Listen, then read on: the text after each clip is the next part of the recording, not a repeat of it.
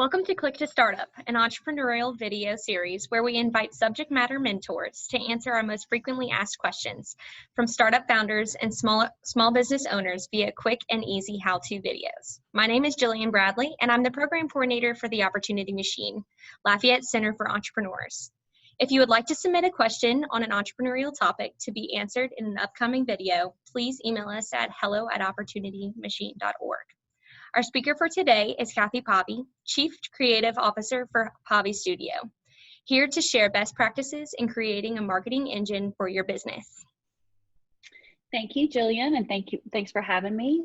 Like you said, we're going to discuss how to build a nimble marketing engine, what are the best practices, how to create a manageable timeline and effective tactics. Hopefully, everyone will learn a lot. I think that the marketing concept for a lot of small businesses or just trying to wrap their head around marketing can be challenging. So hopefully today we'll break it down in a way that's clear and manageable and doable for whoever's joining us today. So let's just talk about marketing. The three key points that I think everybody should know. The one is that marketing is a business expenditure designed to generate return on investment. You have to invest in marketing dollars in order to see a return on investment. Marketing is an investment that should benefit your company and grow sales. Marketing complements business strategy. Marketing without purpose is typically marketing dollars not well spent. You really need to start with a business plan, a business strategy, and from there, your marketing efforts will complement your business strategy and drive your business goals and help you achieve your goals.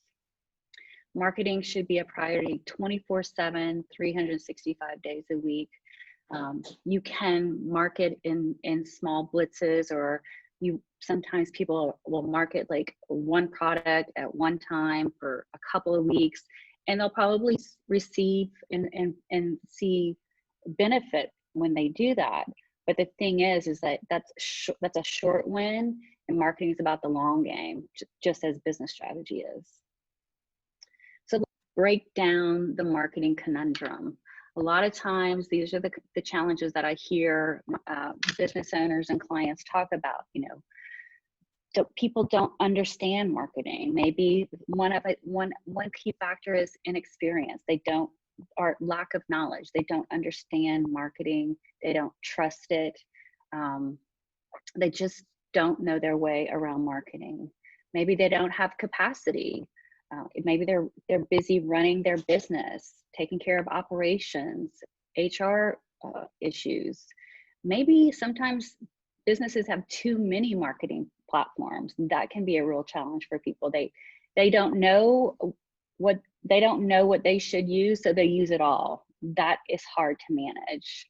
Lack of resources. A lot of businesses don't know where to go. Maybe they don't know what email platform to use. They don't know should they go with an agency or a consultant. They just don't have the resources to make good marketing decisions. Budgeting is a big challenge for everyone. How much money should I allocate to my marketing budget? That's a question that many people can't answer. And a lot of times they'll say, well, I have $10 in my cash drawer. I guess I'll give you $1 for marketing. Continuity. Again, maintaining marketing continuity maybe it's due to lack of capacity. You have too many platforms, your lack of experience, lack of budget. So maintaining that continuity in marketing is always a challenge for people. So today we're going to break it down, and we're going to create an engine based on like key steps. Really, we're going to start with goals, understanding your budget, understanding your audience, then your tactics, and then creating that timeline. These are the key foundations to a strong marketing engine. So let's talk about goal setting again.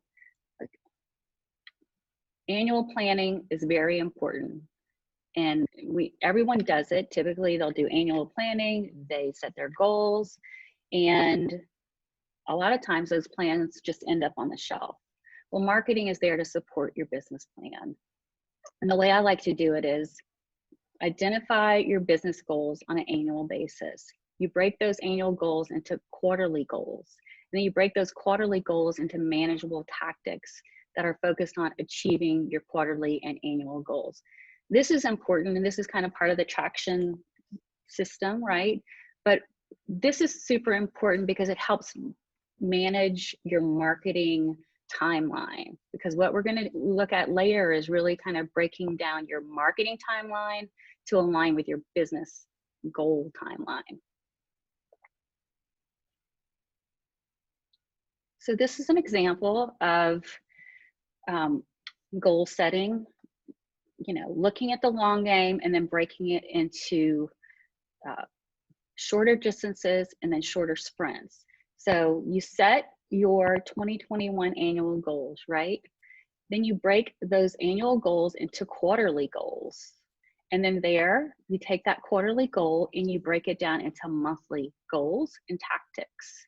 So all of the tactics and smaller goals should achieve your quarterly goals, which will ultimately affect your 21 goals, which hopefully you'll achieve. So again, you take your annual goals, break them down into quarters, and then shorter sprints, all thinking about the end in mind, the end goal, which is that end of the year's goal. Budgeting. This is when I ask people what their budget is, this is the expression that they give me. This is their response. They don't know what their budget is. They don't know how to budget. They're lost. Industry standards say that 7 to 8% of gross revenue should be allocated for marketing budgets if you're a small business or a startup. 6 to 12% of gross revenue for established corporations. For larger corporations that are national or international, typically they spend about 20%. For me, honestly, I have a small startup that I am working on, and we're developing a budget for that. We started with 5% because we just couldn't, 6 or 7% was a big increase, and we just weren't ready to make that leap. So I guess the point is that these are the averages, and you just need to stay around these averages. Audience profiles. So we build our business, we create our products and services. We have lots to offer, but a lot of times we don't know who we're offering them to. Who is our audience? What do they need? What are their dislikes? What are their buying habits? Understanding your audience will help inform the tactics you're going to use when selecting your marketing tools. So audience profiling or audience demographics or profiling is really about looking at the demographics, which is age, sex, ethnicity, income. It's really kind of like the very formula, you know, it's the top level of information that is very easy to find typically. The psychographic information really is what are their values? What do they enjoy? This is psychographic information, has a lot to do with brand loyalty. Psychographics, if you get it right, can really connect your business to your target audience. And then we look at the buying habits. You know, when do they buy? Do they like to shop online? Do they prefer to shop in store? Looking at the mix of all of these things will tell you what marketing tactics to use.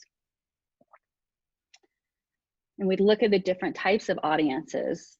B2B is business to consumer, which is completely different from B2C. Gen Zs are completely different. They buy differently than women, baby boomer women especially. Millennials are completely different from seniors for sure, and families just have other priorities.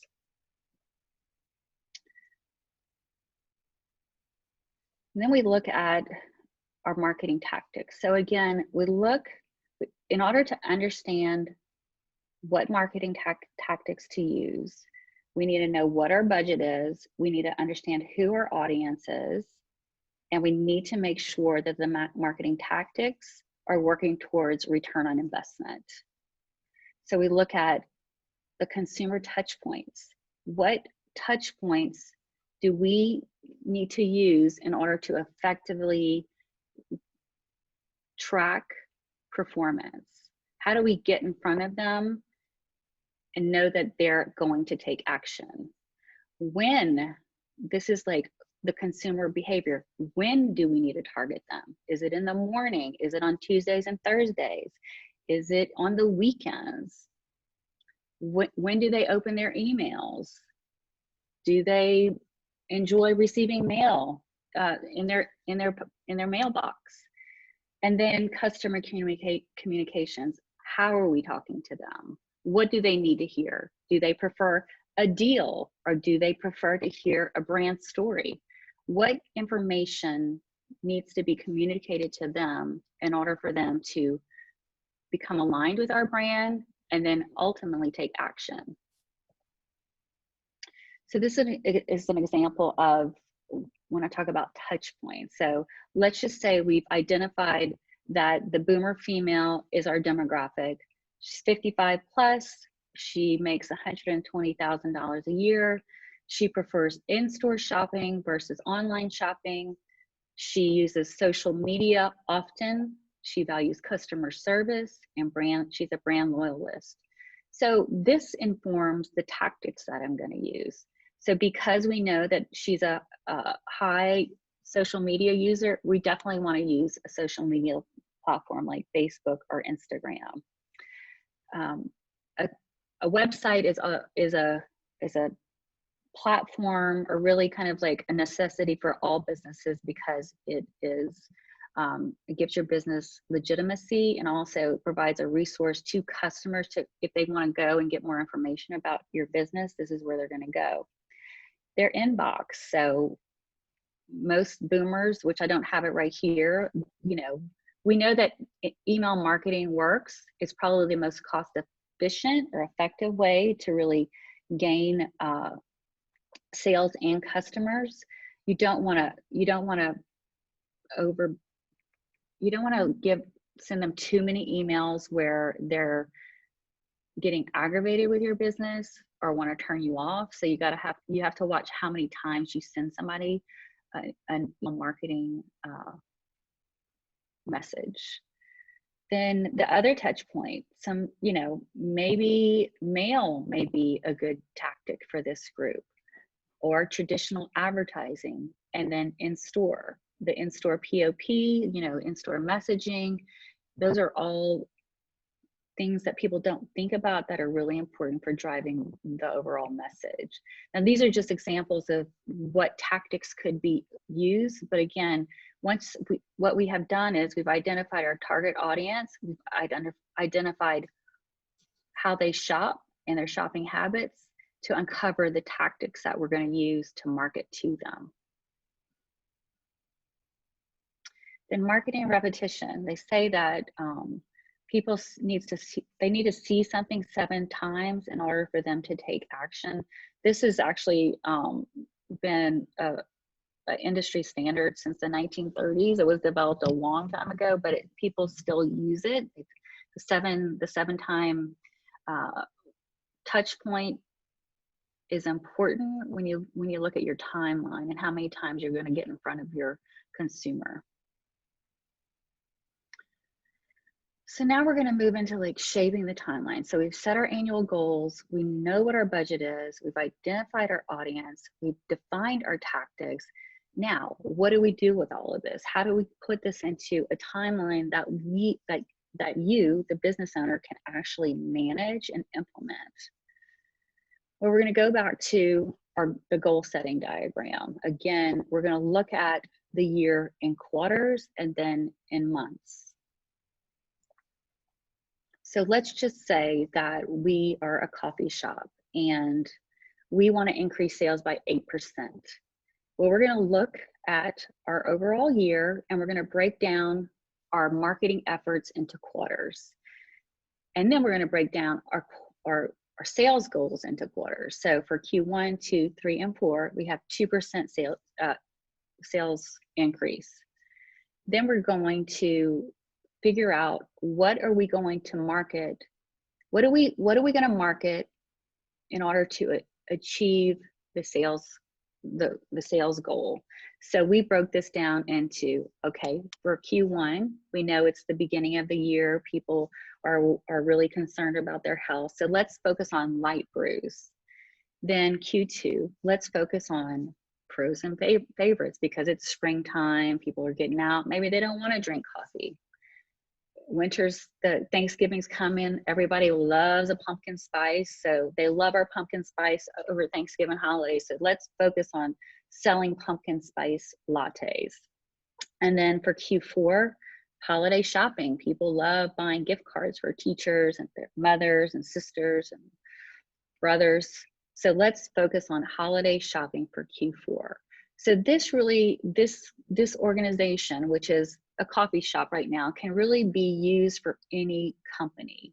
Even if let's just say your goal is to gain 8 more customers in a year, you really can break that goal down into quarters, and how you attract new customers would be a completely different model from a coffee shop or a retail store. It may be real B2B, which, you might use LinkedIn. You might do direct calling with a follow-up email or newsletter. So the audience drives the tactics again, but it doesn't matter what they are. It can all be broken down into a quarter and really a doable timeline that's manageable. So let's go back to the coffee shop timeline. So what I did here was, you take your Q1 focus, which is light brews, 2%, and let's just say that we've identified an in-store promotion, email marketing, social media, outdoor, and direct mail as the tactics that we're going to use to reach, which would be a mass audience for a coffee shop. So we're going to take those tactics and put them into what we call a campaign timeline, or a rollout timeline. So we have week 1, week 2, week 3, week 4, and you really can get really micro with your timeline into like days, of course. And then we January, February, March, and then we're going to really plot out what promotion we're going to do every single week. So week 1 in January, we're going to unveil our store promotion. We're going to take a pause. Week 3, we're going to unveil our outdoor boards. Then we start our email marketing with then a follow-up with a direct mail, then another email, and then another email, another direct mail, and lastly, another email. All the while, we're doing social media marketing 2 times a week. So this really is, a lot of times, what I like to tell clients is a 6-week blitz is good enough. So you hit it hard for 6 weeks, you take a breath, and then you move into your next quarter, you hit it hard for 6 weeks, and then you take a breath. So this is, again, just an example of, you've identified what marketing tactics you're going to use, and then you put them into a manageable calendar. So the key takeaways for everyone is, everybody should have annual business goals. We want to include a marketing budget in your annual plan. So in your annual plan, or annual budget, you should always have a marketing budget. You have to allocate marketing dollars in order to build a marketing engine. Your audience drives marketing tactics. You have to understand who your audience is, where they are, in order to identify what tactics you're going to use to reach them. Then the marketing breakdown, you can break down your marketing, your annual marketing, into quarters, months. It's really manageable phases or manageable blitzes. And then marketing should generate income for your business. If you're spending money on marketing at this moment and you're not seeing a return on investment, you need to pause and really think about what tools and tactics you're using. Is your messaging right? And because something's not working, because marketing does work and it should always, you should always see a profit from it. And that's it. Thank you, Cathi, for taking the time today to share this information with us. As a reminder, if you have questions about this presentation or you'd like to request a topic to be included in the series, please contact us at hello@opportunitymachine.org. And we hope you enjoyed today's topic on Click to Startup.